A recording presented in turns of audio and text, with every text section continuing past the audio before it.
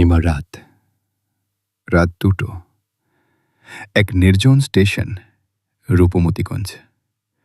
এক অচেনা সাধুর সতর্কবাণী, সেখানে নামবে না। কিন্তু আমি নামলুম। আর তারপর যা দেখলুম, সেটা ছিল শুধু ভূতের গল্প নয়, ছিল প্রতিশোধ, অপরাধবোধ আর মুক্তির এক ভয়ঙ্কর কাহিনী। আমি তারানাথ তান্ত্রিক, এবং আজ বলবো রূপমতিগঞ্জ স্টেশনের সেই রাতের রহস্য। আমি তারানাথ। আমার জীবনে অনেক অদ্ভুত ঘটনা ঘটেছে, কিন্তু রূপমতিগঞ্জ স্টেশনের সেই রাতের কাহিনী আজও আমার মনে এক বিশেষ স্থান দখল করে আছে। ঘটনাটি ঘটেছিল প্রায় 15 বছর আগে, যখন আমি একটি বিশেষ তান্ত্রিক সম্মেলনে যোগ দিতে যাচ্ছিলাম বর্ধমানে। সেই যাত্রায় আমার সঙ্গী ছিল আমার শিষ্য রমেশ। রমেশ তখন সবে তন্ত্র সাধনায় দীক্ষিত হয়েছে, তাই আমি তাকে সঙ্গে নিয়ে যাওয়া ভালো মনে করেছিলাম। সেদিন ছিল পূর্ণিমার রাত। আমরা হাওড়া থেকে আসানসোলগামী মেল ট্রেনে চড়েছিলাম। ট্রেন ছাড়ার আগে প্ল্যাটফর্মে এক অদ্ভুত সাধু আমাকে দেখা করতে এসেছিলেন। তার বয়স হবে 70-75, সাদা চুল দাড়ি, কিন্তু চোখ দুটো ছিল অদ্ভুত উজ্জ্বল। তারানাথ, তিনি আমার নাম করে ডেকেছিলেন, যদিও আমরা কখনো দেখা করিনি আগে। তুমি আজ রাতে একটি বিশেষ স্টেশন দিয়ে যাবে, রূপমতিগঞ্জ। সেখানে নামবে না। আমি অবাক হয়ে জিজ্ঞেস করলাম, কেন, সেখানে কি আছে? সাধু মাথা নাড়লেন। সেখানে আছে এক অসমাপ্ত কাহিনী, এক অতৃপ্ত আত্মার সংসার। যারা সেখানে নামে, তারা ফিরে আসে না সহজে। তুমি তান্ত্রিক, তাই তোমাকে সতর্ক করতে এসেছি। আমি হাসলাম। মহারাজ, আমি তান্ত্রিক, ভূত প্রেত নিয়ে কাজ করি, ভয় পাই না। ভয় পাবার কথা বলছি না। সাধু গম্ভীর স্বরে বললেন, সাবধান থাকতে বলছি। মনে রেখো, রূপমতিগঞ্জ শুধু একটি স্টেশন নয়, এটি এক সন্ধিক্ষণ, জীবন ও মৃত্যুর মাঝের এক পাতলা পর্দা। বলেই তিনি আমার হাতে একটা ছোট তাবিজ দিলেন। এটা সঙ্গে রেখো, প্রয়োজন হবে। আমি তাবিজটা নিলাম, কিন্তু খুব একটা গুরুত্ব দিইনি। আমার কাছে নিজের মন্ত্রপুত রুদ্রাক্ষের মালা ছিল, আরও বহু সুরক্ষা যন্ত্র ছিল। একটা তাবিজ বাড়তি সুরক্ষা দেবে কিনা সন্দেহ ছিল। ট্রেন ছাড়ল। রাত গভীর হতে লাগল। রমেশ ঘুমিয়ে পড়েছিল তার সিটে। আমি জানলার ধারে বসে বাইরের অন্ধকার দেখছিলাম। ট্রেন চলছিল দ্রুত গতিতে, পার করে যাচ্ছিল একের পর এক স্টেশন। রাত প্রায় 2টো হবে, হঠাৎ ট্রেন ধীর গতি হতে শুরু করল। আমি বুঝলাম কোনো স্টেশনে থামবে। একটু পরেই ট্রেন থেমে গেল। আমি জানালা দিয়ে বাইরে তাকালাম এবং একটা নাম ফলক দেখতে পেলাম, রূপমতিগঞ্জ। সেই সাধুর কথা মনে পড়ে গেল। তো এই হলো সেই রহস্যময় স্টেশন। প্ল্যাটফর্ম প্রায় ফাঁকা, শুধু কয়েকজন রেল কর্মচারী এদিক ওদিক ঘুরছিল। একটা পুরনো স্টেশন, তেমন রক্ষণাবেক্ষণও নেই বলে মনে হলো। দেওয়ালে রং উঠে গেছে, প্ল্যাটফর্মের টাইলস ভাঙা। আমি ঘুমোতে যাব এমন সময় হঠাৎ দেখলাম প্ল্যাটফর্মে একজন মহিলা দাঁড়িয়ে আছেন। অদ্ভুত তার পোশাক, সাদা শাড়ি, চুল খোলা। এত রাতে এখানে একা? আমার কৌতূহল হলো। তিনি আমার দিকে তাকালেন এবং তারপর খুব স্পষ্টভাবে আমাকে ইশারা করলেন নামতে। আমি ভাবলাম, সেই সাধু বলেছিলেন নামতে নিষেধ করেছিলেন, কিন্তু আমার তো একজন তান্ত্রিকের কৌতূহল ছিল, এবং সেই মহিলা, তাকে দেখে কেন জানি মনে হলো তিনি সাহায্য চাইছেন। আমি সিদ্ধান্ত নিলাম। রমেশকে জাগিয়ে বললাম, আমি একটু নামছি, তুমি এখানে থাকো।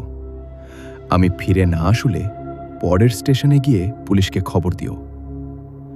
রমেশ ঘুম ঘুম চোখে মাথা নাড়ল। আমি ট্রেন থেকে নামলাম প্ল্যাটফর্মে।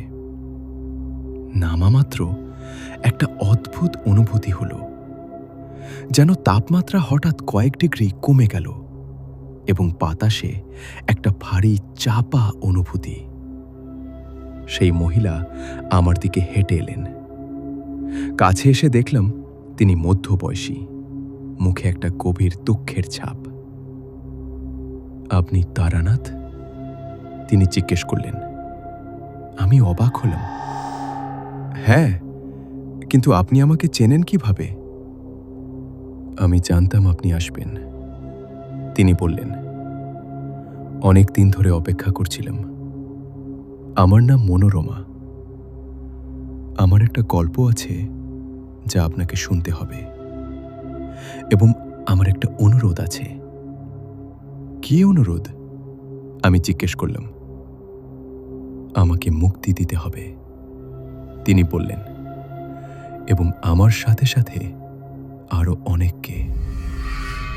আমি ভ্রু কুঁচকালাম। মুক্তি মানে আপনি? ভালো লাগলে চ্যানেলটা সাবস্ক্রাইব করুন, লাইক হ্যাঁ। দিন আর বেল আইকনে ক্লিক তিনি করুন। শান্তভাবে বললেন, আমি মৃত। আমি মারা গেছি ৩৫ বছর আগে এই স্টেশনে, এবং আমি একা নই। এখানে আরো অনেকে আছে যারা আটকে আছে এই দুই জগতের মাঝে। আমি এবার সেই সাধুর সতর্কবাণী বুঝতে পারলাম। এই স্টেশন সত্যি অস্বাভাবিক। কেন আপনি মুক্তি পাচ্ছেন না? আমি জিজ্ঞেস করলাম। মনোরমা দীর্ঘশ্বাস ফেললেন। এটা একটা লম্বা কাহিনী, কিন্তু সংক্ষেপে বলি, এই স্টেশনে একসময় একটা ভয়ঙ্কর দুর্ঘটনা হয়েছিল। একটা ট্রেন লাইনচ্যুত হয়ে দুর্ঘটনাগ্রস্ত হয়েছিল। সেই দুর্ঘটনায় মারা গিয়েছিল অনেক মানুষ, এবং সেই দুর্ঘটনার পিছনে ছিল একটা ইচ্ছাকৃত ষড়যন্ত্র। ষড়যন্ত্র? আমি চমকে উঠলাম। হ্যাঁ, এক ব্যক্তি যে ছিল এই স্টেশনের একজন কর্মচারী, সে ইচ্ছাকৃতভাবে রেল লাইনে সাবোটাজ করেছিল। তার কারণ ছিল ব্যক্তিগত প্রতিহিংসা, কিন্তু তার কারণে মারা গেল অনেক নিরপরাধ মানুষ, এবং সেই মানুষগুলোর আত্মা এখনো এখানে ঘুরে বেড়ায় মুক্তি চেয়ে। এবং সেই ব্যক্তি? আমি জিজ্ঞেস করলাম। সে এখনো এখানে আছে, মনোরমা বললেন। তার আত্মা, সে অনুতপ্ত, কিন্তু মুক্তি পাচ্ছে না, এবং তার কারণে আমরা অন্যরাও মুক্তি পাচ্ছি না। কারণ তার আত্মার যে ভারী পাপ, তা এই পুরো স্টেশনকে একটা অভিশপ্ত জায়গায় পরিণত করেছে। আমি বুঝতে পারলাম পরিস্থিতির গুরুত্ব। এটা সাধারণ ভূতের গল্প নয়, এখানে জড়িয়ে আছে একটা জটিল আত্মিক সমস্যা। আপনি চান আমি কি করি? আমি জিজ্ঞেস করলাম। আপনাকে সেই ব্যক্তির আত্মার সাথে কথা বলতে হবে, মনোরমা বললেন, এবং তাকে সত্যিকারের অনুতাপে পৌঁছাতে হবে। তবেই তার পাপ ধুয়ে যাবে এবং আমরা সবাই মুক্তি পাব। আমি চিন্তা করলাম, এটা সহজ কাজ নয়। একজন আত্মাকে অনুতপ্ত করা, বিশেষত যে একটা জঘন্য অপরাধ করেছে, সেটা অত্যন্ত কঠিন। সে কোথায়? আমি জিজ্ঞেস করলাম। এই স্টেশনেই, মনোরমা বললেন। কিন্তু সে নিজেকে লুকিয়ে রাখে, শুধু মাঝে মাঝে রাতে বেরিয়ে আসে। আজ রাতে সে বেরুবে, আমি জানি। হঠাৎ ট্রেনের হর্ন বাজল। আমি ঘুরে দেখলুম আমার ট্রেন ছেড়ে দেওয়ার প্রস্তুতি নিচ্ছে। আমার ট্রেন? আমি বললাম। যেতে পারেন, মনোরমা বললেন। কিন্তু তাহলে আমরা আরো বহু বছর এখানে আটকে থাকব। আপনার মতো একজন শক্তিশালী তান্ত্রিক এখানে আসেন বিরল। আবার কবে আসবেন কে জানে।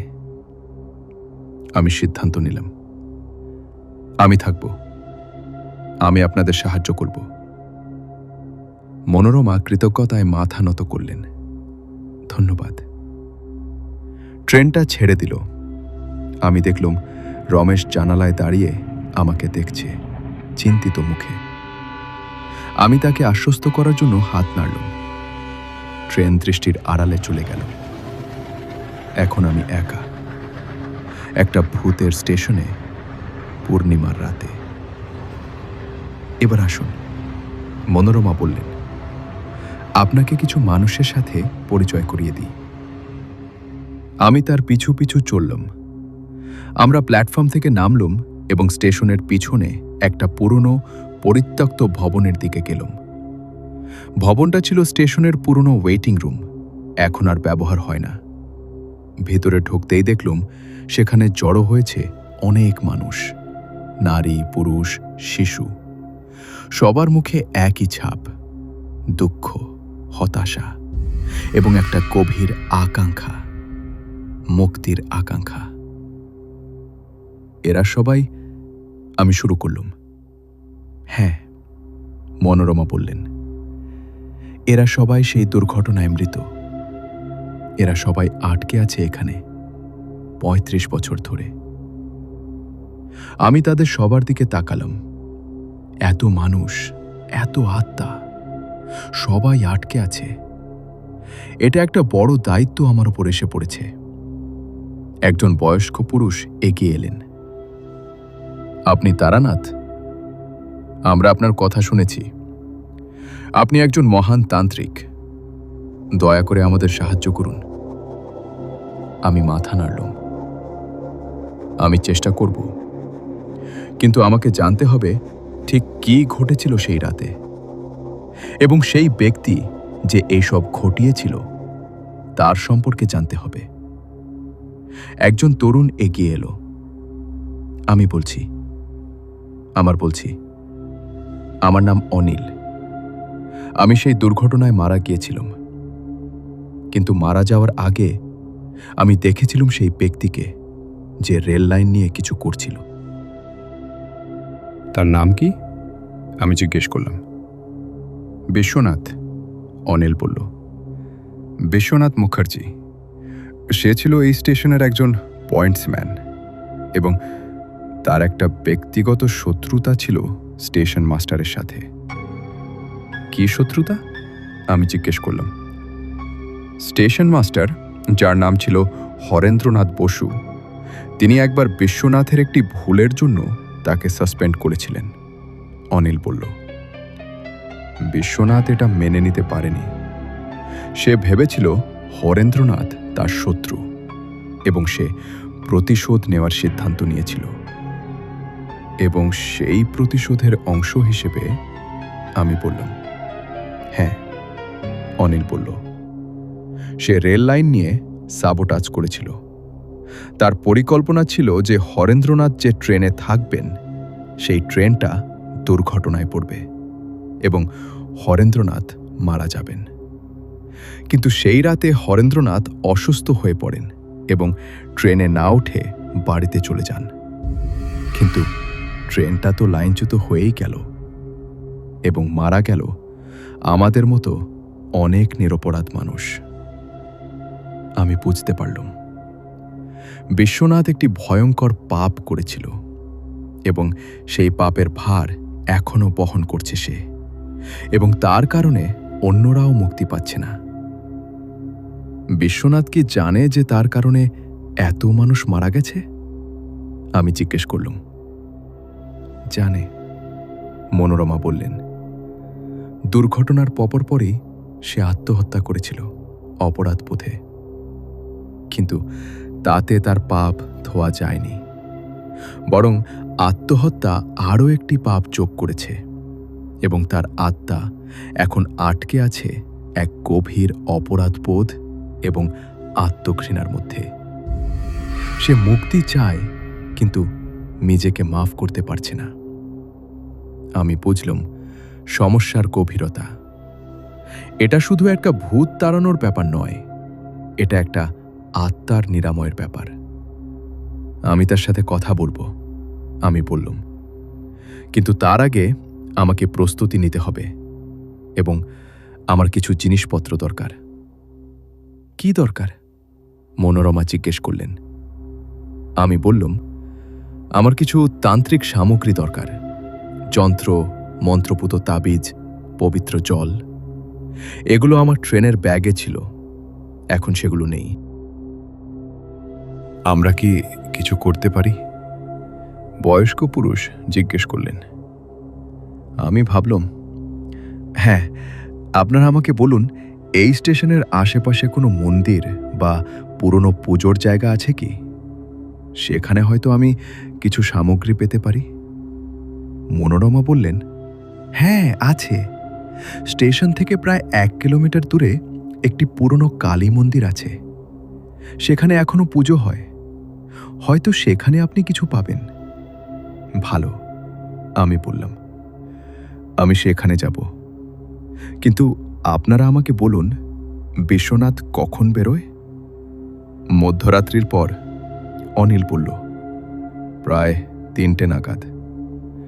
সেই সময়টাতেই দুর্ঘটনা হয়েছিল এবং সেই সময়টাতেই বিশ্বনাথের আত্মা সবচেয়ে সক্রিয় হয়। আমি দেখলাম আমার কাছে প্রায় 2 ঘন্টা সময় আছে, যথেষ্ট। আমি মন্দিরে যাচ্ছি, আমি বললাম। আমি ফিরে আসব, ততক্ষণ আপনারা এখানে অপেক্ষা করুন। আমি পুরনো ওয়েটিং রুম থেকে বেরিয়ে এলাম। বাইরে এখনো পূর্ণিমার উজ্জ্বল জ্যোৎস্না। আমি স্টেশনের বাইরে গিয়ে সেই মন্দিরের পথ ধরলাম। পথটা ছিল নির্জন, দুপাশে ঘন গাছপালা, কিন্তু জ্যোৎস্নার আলোয় চলতে অসুবিধা হচ্ছিল না। প্রায় 15 মিনিট হাঁটার পর আমি পৌঁছলাম মন্দিরে। মন্দিরটি ছিল পুরনো কিন্তু ভালো রক্ষণাবেক্ষণ করা। একটি কালী মূর্তি সামনে ধূপবাতি চলছে। মন্দিরে কেউ ছিল না এই রাতে। আমি মন্দিরে প্রবেশ করলাম এবং মূর্তির সামনে মাথা নত করলাম। তারপর চারপাশে তাকালাম। এক পাশে রাখা ছিল পুজোর সামগ্রী, ফুল, ধূপ, প্রদীপ, এবং একটি ছোট আলমারিতে দেখলাম কিছু পুরনো তান্ত্রিক বই এবং যন্ত্র। আমি সেগুলো পরীক্ষা করলাম। ভালোই কিছু কাজের জিনিস পেলাম। একটি পঞ্চমুখী রুদ্রাক্ষের মালা, কিছু মন্ত্রপুত তাবিজ এবং একটি ছোট শিবলিঙ্গ। এগুলো যথেষ্ট হবে। আমি গঙ্গাজল নিলাম মন্দিরের কলস থেকে এবং তারপর একটি বিশেষ মন্ত্র পড়ে সব সামগ্রী পবিত্র করলাম। প্রস্তুতি সম্পন্ন। এখন ফিরে যেতে হবে স্টেশনে এবং বিশ্বনাথের সাথে সাক্ষাৎ করতে হবে। ভালো লাগলে চ্যানেলটা সাবস্ক্রাইব করুন, মন্দির লাইক দিন থেকে আর বেল বেরিয়ে আইকনে ক্লিক করুন। আমি আবার সেই পথ ধরলাম।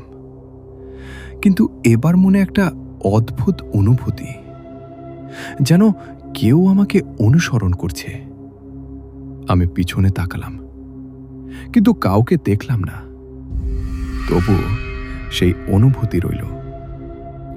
আমি আরও দ্রুত হাঁটতে শুরু করলাম এবং তখনই শুনতে পেলাম একটা শব্দ, পায়ের শব্দ আমার পিছনে। আমি থামলাম এবং ঘুরে দাঁড়ালাম এবং তখন দেখলাম আমার পিছনে দাঁড়িয়ে আছে একটি ছায়ামূর্তি। একজন পুরুষের আকার, কিন্তু স্পষ্ট নয়। কে তুমি? আমি জিজ্ঞেস করলাম।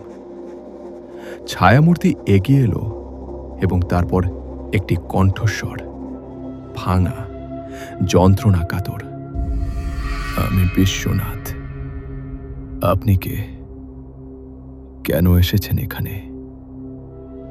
আমি বুঝলাম বিশ্বনাথ নিজেই এসেছে আমার সাথে দেখা করতে।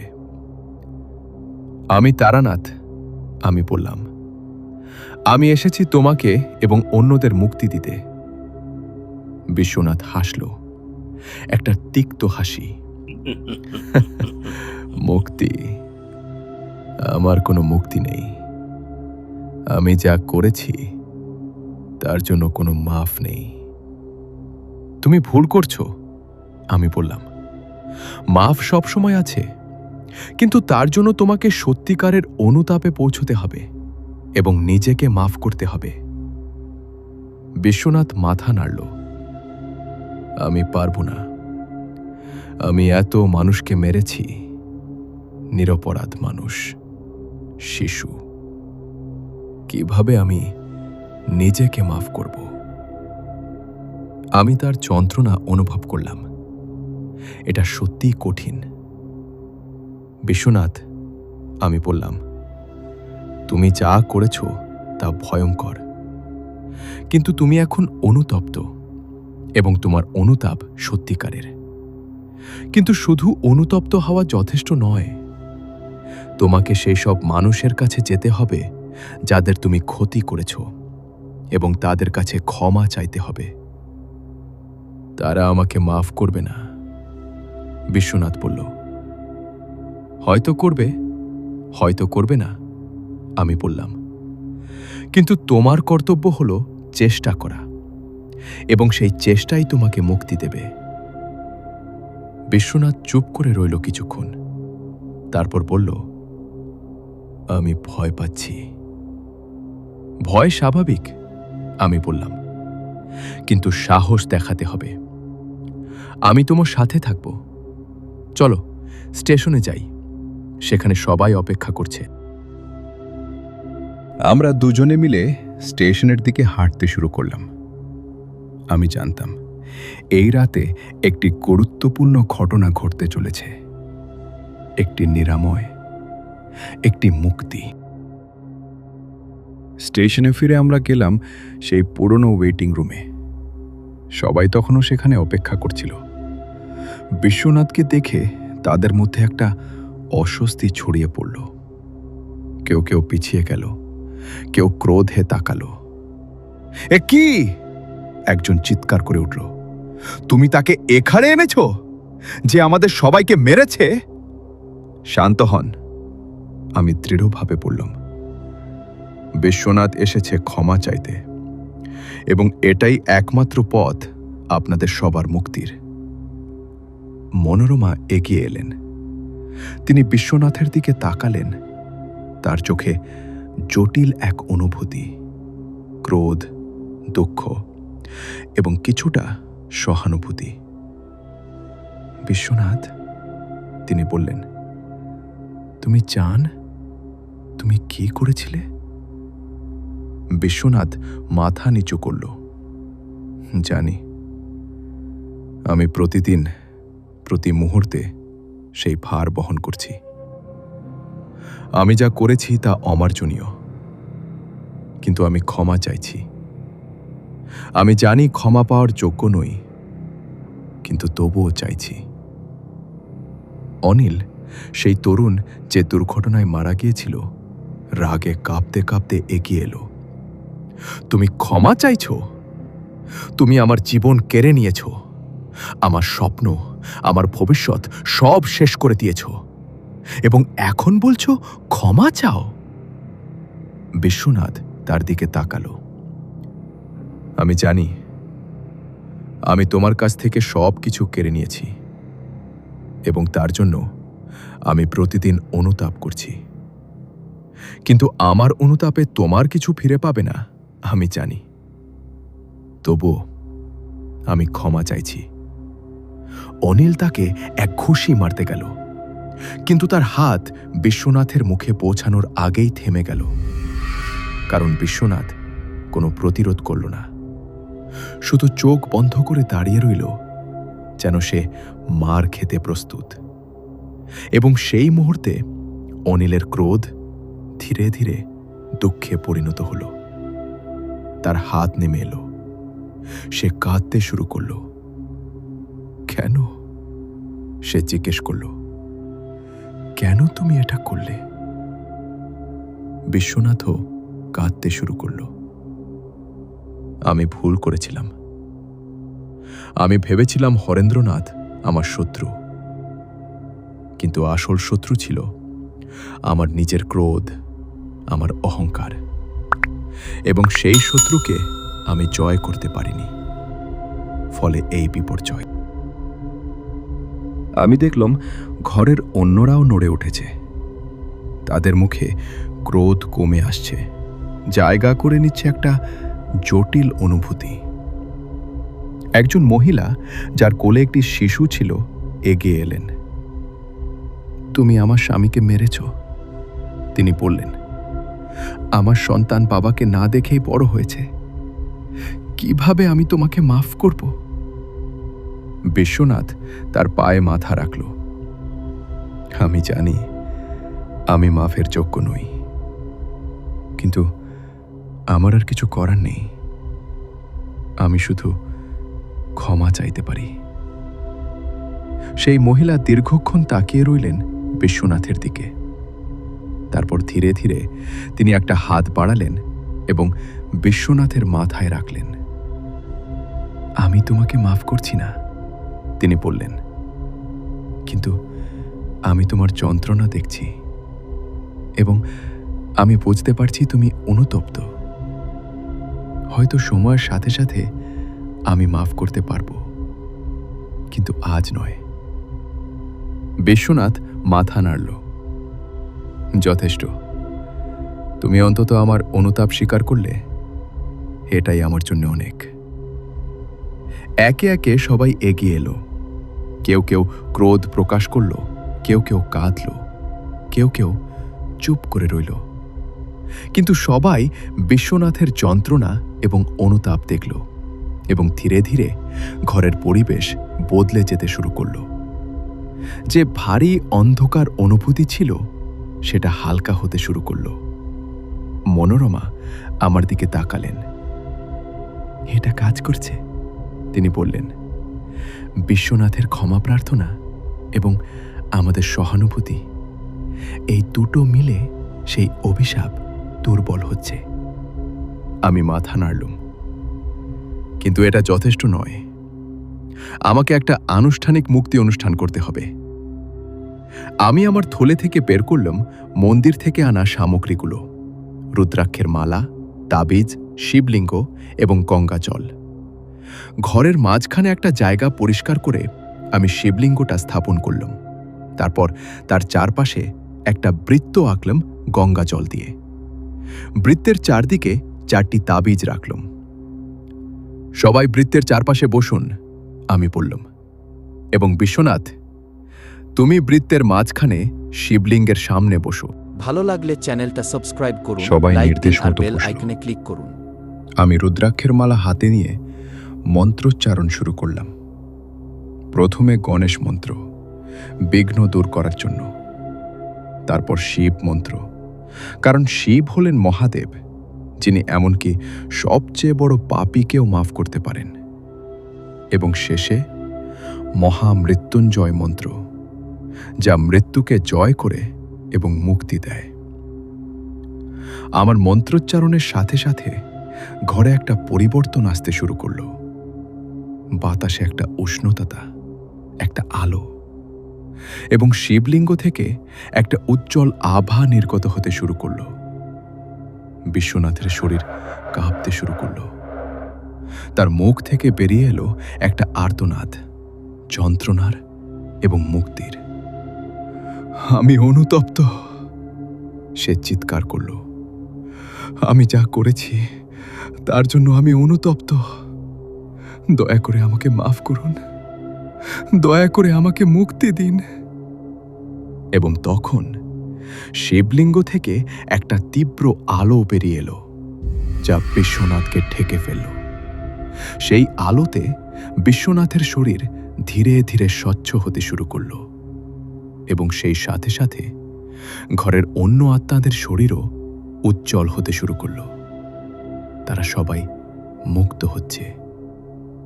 মনোরমা আমার দিকে তাকালেন, তার মুখে একটা প্রশান্ত হাসি। ধন্যবাদ তারানাথ, আপনি আমাদের মুক্তি দিলেন। একে একে সবাই উজ্জ্বল হয়ে উঠল এবং ধীরে ধীরে অদৃশ্য হয়ে গেল। শেষে রইল শুধু বিশ্বনাথ। বিশ্বনাথ আমার দিকে তাকালো, তার চোখে এখন শান্তি। আমি যাচ্ছি, সে বলল। অবশেষে আমি যেতে পারছি। আপনাকে ধন্যবাদ। যাও শান্তিতে, আমি বললাম। তোমার পাপ ক্ষমা হয়েছে। বিশ্বনাথও অদৃশ্য হয়ে গেল। ঘরটা এখন খালি, শুধু আমি একা।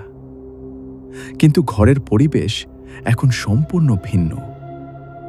আগে যে ভারী অন্ধকার অনুভূতি ছিল সেটা নেই। এখন একটা হালকা প্রশান্ত অনুভূতি। আমি উঠে দাঁড়ালাম এবং বাইরে বেরিয়ে এলাম। ভোরের আলো ফুটতে শুরু করেছে। পূর্ণিমার চাঁদ এখন পশ্চিম আকাশে ডুবে যাচ্ছে। একটা নতুন দিনের শুরু।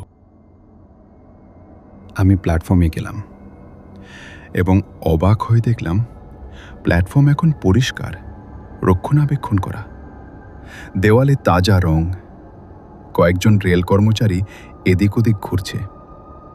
একজন স্টেশন মাস্টার আমার দিকে এগিয়ে এলেন। স্যার, আপনি কে? এত ভোরে এখানে কি করছেন? আমি বুঝতে পারলাম, অভিশাপ দূর হয়েছে। স্টেশন এখন স্বাভাবিক হয়ে গেছে।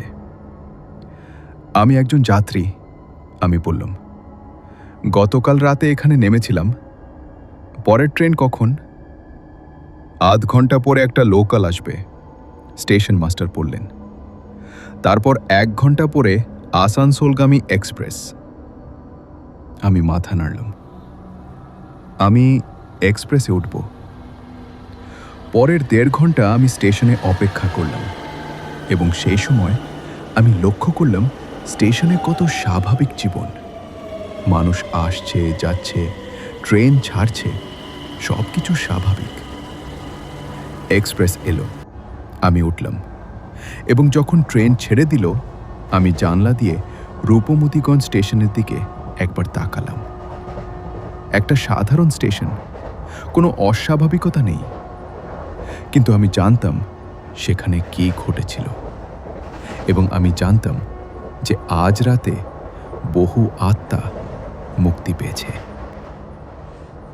বর্ধমান পৌঁছে আমি দেখলাম রমেশ স্টেশনে আমার জন্য অপেক্ষা করছে।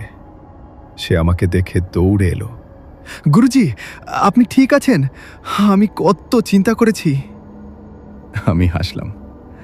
আমি ঠিক আছি এবং একটি গুরুত্বপূর্ণ কাজ সম্পন্ন হয়েছে। আমি রমেশকে সব বললাম। সে অবাক হয়ে শুনল। তার মানে সেই সাধু জানতেন কি হবে? সে জিজ্ঞেস করল। হ্যাঁ, আমি বললাম। এবং তিনি চেয়েছিলেন আমি সেখানে যাই এবং সেই আত্মাদের সাহায্য করি। তাই তিনি আমাকে সতর্ক করে দিয়েছিলেন এবং সাথে দিয়েছিলেন সেই তাবিজ। আমি পকেট থেকে তাবিজটা বের করলাম এবং দেখলাম তাবিজটা এখন ভেঙে গেছে, যেন এর কাজ শেষ হয়ে গেছে। গুরুজি, রমেশ বলল, আপনি কিভাবে বুঝলেন যে বিশ্বনাথকে ক্ষমা করিয়ে মুক্তি দিতে হবে? আমি বললাম, রমেশ, তন্ত্র সাধনা শুধু শক্তি বা মন্ত্র নয়, এটা মানুষের মনের সাথে সংযোগ স্থাপন করা। বিশ্বনাথ অনুতপ্ত ছিল, কিন্তু সে নিজেকে মাফ করতে পারছিল না এবং তার কারণে অন্যরাও আটকে ছিল। তাই আমাকে তাকে সাহায্য করতে হয়েছে নিজেকে মাফ করতে এবং অন্যদের কাছ থেকে ক্ষমা পেতে। তবেই মুক্তি সম্ভব ছিল। রমেশ মাথা নাড়ল। আমি বুঝলাম গুরুজি, তন্ত্র সাধনা শুধু শক্তি নয়, এটা করুণা এবং মানবিকতাও। ঠিক বলেছে, আমি বললাম, এবং এটাই সবচেয়ে গুরুত্বপূর্ণ পাঠ। অনেক বছর পরে আমি আবার একবার রূপমতিগঞ্জ স্টেশন দিয়ে যাচ্ছিলাম। দিনের বেলা একটা লোকাল ট্রেনে। স্টেশনটা তখন আরও উন্নত হয়েছে, নতুন প্ল্যাটফর্ম তৈরি হয়েছে। আমি নামলাম এবং একটু ঘুরে দেখলাম। সব কিছু স্বাভাবিক, কোনো অস্বাভাবিকতা নেই। এবং তখন আমি দেখলাম স্টেশনের এক প্রান্তে একটা ছোট স্মৃতিফলক। সেখানে লেখা, এই স্টেশনে 1951 সালে একটি দুর্ঘটনায় প্রায় 50 জন মানুষ মারা যান। তাদের স্মৃতির প্রতি শ্রদ্ধা। আমি স্মৃতিফলকের সামনে দাঁড়ালাম এবং মাথা নত করলাম। সেই সব মানুষের জন্য যারা মারা গিয়েছিল, এবং বিশ্বনাথের জন্য যে ভুল করেছিল কিন্তু শেষে অনুতপ্ত হয়েছিল এবং মুক্তি পেয়েছিল। একজন বয়স্ক লোক আমার পাশে এসে দাঁড়ালেন। তিনি স্মৃতিফলকের দিকে তাকিয়ে বললেন, আপনি কি এই দুর্ঘটনার কথা জানেন? আমি মাথা নাড়লাম। হ্যাঁ, কিছুটা জানি। ভয়ঙ্কর ঘটনা ছিল, তিনি বললেন। আমার বাবা সেই দুর্ঘটনায় মারা গিয়েছিলেন। আমার তখন মাত্র 10 বছর বয়স। কিন্তু আশ্চর্যের ব্যাপার হলো, সেই দুর্ঘটনার পর এই স্টেশনে নাকি অনেক অস্বাভাবিক ঘটনা ঘটত। ভূতের গল্প, আপনি জানেন। কিন্তু প্রায় 15 বছর আগে হঠাৎ করে সব বন্ধ হয়ে গেল। কেউ জানে না কেন। আমি হাসলাম। হয়তো সেই আত্মারা মুক্তি পেয়েছে। বয়স্ক লোকটি আমার দিকে তাকালেন। আপনি বিশ্বাস করেন এসবে? হ্যাঁ, আমি বললাম। আমি বিশ্বাস করি যে মৃত্যুর পরেও আত্মা থাকে এবং কখনো কখনো তারা আটকে যায়, কিন্তু সঠিক সাহায্য পেলে তারা মুক্তি পায়। বয়স্ক লোকটি মাথা নাড়লেন। আমি আশা করি আমার বাবা মুক্তি পেয়েছেন এবং সেই সব মানুষ যারা মারা গিয়েছিল। আমি নিশ্চিত তারা পেয়েছে, আমি বললাম। আমরা দুজনে কিছুক্ষণ নীরবে দাঁড়িয়ে রইলাম। তারপর আমার ট্রেন এলো। আমি বিদায় নিলাম। ট্রেনে উঠে জানলার ধারে বসে আমি ভাবলাম, এই জগতে কত মানুষ আটকে আছে, কত আত্মা মুক্তি চাইছে, এবং আমাদের মতো তান্ত্রিকদের কর্তব্য হলো তাদের সাহায্য করা। এটাই তন্ত্র সাধনার আসল উদ্দেশ্য। শুধু শক্তি অর্জন নয়, বরং সেই শক্তি ব্যবহার করে মানুষের এবং আত্মার সেবা করা। রূপমতিগঞ্জ স্টেশনের সেই রাতে আমি এই সত্য আবার উপলব্ধি করেছিলাম, এবং সেই উপলব্ধি আমার সঙ্গে আছে আজও। এই কাহিনী শেষ হলো, কিন্তু তারানাথের যাত্রা চলতে থাকে। বাংলার বিভিন্ন প্রান্তে আজও তিনি ঘুরে বেড়ান, সাহায্য করেন যাদের প্রয়োজন, জীবিত বা মৃত, সবার। রূপমতিগঞ্জ স্টেশন আজ একটা স্বাভাবিক ব্যস্ত স্টেশন, কিন্তু যারা জানে তার ইতিহাস, তারা জানে সেখানে একদিন ঘটেছিল এক অসাধারণ ঘটনা, একটি নিরাময়, একটি মুক্তি, এবং সেই ঘটনা শেখায় আমাদের একটি মূল্যবান শিক্ষা। ক্ষমা এবং অনুতাপ হল মুক্তির প্রথম পদক্ষেপ। বিশ্বনাথ ভয়ঙ্কর পাপ করেছিল, কিন্তু তার সত্যিকারের অনুতাপ এবং অন্যদের ক্ষমা তাকে মুক্তি দিয়েছিল। আমরা সবাই ভুল করি, কেউ ছোট, কেউ বড়, কিন্তু গুরুত্বপূর্ণ হল সেই ভুল স্বীকার করা, অনুতপ্ত হওয়া এবং ক্ষমা চাওয়া, এবং সেই সাথে সাথে অন্যদের ক্ষমা করাও। কারণ ক্ষমা শুধু যে ক্ষমা পায় তার জন্য মুক্তি নয়, এটা যে ক্ষমা করে তার জন্য মুক্তি। এই হলো তারানাথের শিক্ষা, এবং এই শিক্ষা আজও প্রাসঙ্গিক, যেমন ছিল সেই পূর্ণিমার রাতে রূপমতিগঞ্জ স্টেশনে।